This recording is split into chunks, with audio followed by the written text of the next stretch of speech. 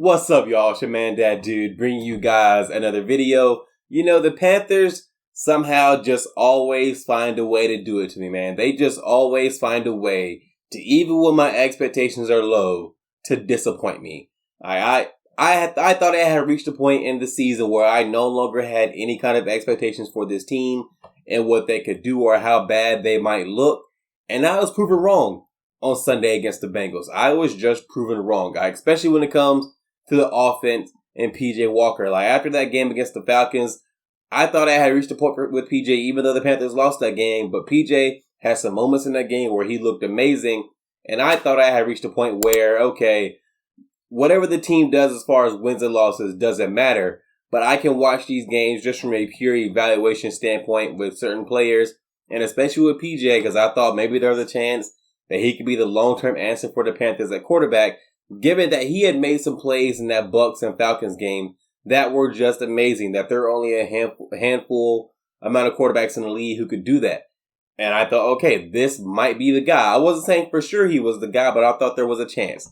And then this Bengals game comes, and PJ Walker looks like he had just got out of the XFL. And Steve Wilkes and Ben McAdoo look like they had never made a game plan before, and this team looked like it didn't even practice at all for this game, because the way this team performed against the Bengals was embarrassing. That's the only way to put it. It was just embarrassing. They looked like they didn't practice at all that week. It looked like they had a bunch of players who literally just got drafted and who had never had an NFL game plan. The coaches looked like they didn't have the team prepared at all. Like this, the tackling was bad. The play calling was bad. The execution, everything was bad. It was just all around embarrassing. That's what it was. It was embarrassing. Just as a fan to watch that game, I felt embarrassed. I can't imagine how some of the players might have felt, because that games like that, there are almost nothing you can take away from those games because the team performs so bad. It's almost worthless when it comes to evaluation. Like, PJ Walker just looked so bad in that game. He got benched in the second half for Baker Mayfield, which I don't want to hear any of this chatter about Baker Mayfield being the starter, because I think Steve Wilkes has already come out and announced that PJ will start the Thursday night game against the Falcons. But even if that had been announced yet, I would be surprised if they put Baker back out there. They've seen what Baker can do this year. It's obvious that Baker is not the long-term answer at quarterback, so there's no point even really playing him, because if they don't play him and if he plays, I believe, less than 70% of the offensive snaps, the Panthers will get a 4th round pick back in that trade they made for Baker. They can recoup a 4th round pick if he just doesn't play 70% of the snaps. And given that he's played so badly when he has started, there's no point in giving him enough snaps to where he can play 70%. It wouldn't make any sense if you know he's not going to be here next year, which he's not. So just don't even play him, get the 4th round pick back, and at least you have that to recruit, some of your losses. And also, PJ has been practicing with the ones for the past month. He has the most practice time with the starters over the past month. Given that it's going to be a short week, a game against the Falcons, it will make sense to keep PJ out there. But again, back to that Bengals game, there's just nothing you can really take away from that game. When Baker came in and played, it was garbage time. The Bengals were taking out even more of their starters. The numbers he put up in that second half were practically meaningless. I did like what Terrace Marshall did in the second half. He had that really nice catch. But even besides that, again, the Bengals were taking out a lot of their starters. Even though they were playing backups already because of injuries, they were taking some of those guys out. So what Terrace Marshall did again was, I like that catch he made in the end zone. It was a great catch. But there's only so much you can take away from that game. I like that, Ike Ekunwa, he had Ike Ekwonu. I always want to say Ekunwa for some reason, even though that's not his name. It's Ike Ekwonu.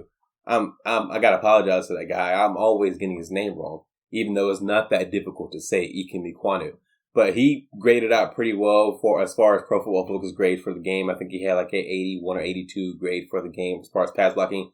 That guy has turned out to be a really good offensive tackle. He's developed way faster than I thought he would. I thought most of the season he would be bad because offensive tackles can sometimes take a while to develop, but he hasn't. He's been really good this year, and I think that bodes well for his future. And I think he is one of the few pieces on this team that absolutely should not be on the trading block. Man, the trade deadline has passed right now, but the offseason will come. I think he's one of the few players who absolutely should not be traded. Him and J.C. Horn and maybe Derek Brown, and those are the only three guys that absolutely should not be touched as far as trades, in my opinion. But he played fairly well against the Bengals. Outside of that, man, there were no real running lanes for D'Onta Foreman. P.J. Walker was out there just throwing interceptions and missing wide open receivers, and he just was not good when the receivers were open. Sometimes they just couldn't get open. The play calling, I feel, lacked creativity, and the situational play calling just wasn't good. Ben McAdoo looked like he didn't even have a game plan for that game. The defense looked just uninspired. The tackling was bad. Joe Mixon is a really good running back. He is an all-around, well-rounded running back. He can do it all for the most part. He's, a good running back. Joe Mixon isn't that freaking good. Joe Mixon looked like the second coming of Eric Dickerson out there against the Panthers, just running everywhere. He had 4 rushing touchdowns, and a touchdown reception. And the guy looked amazing. Joe Mixon isn't that good. He is not as good as what the Panthers made him look. And that, again, was just embarrassing. Like, one thing you've heard in the media a lot is Steve Wilks has the Panthers playing inspired. They didn't look inspired at all against the Bengals.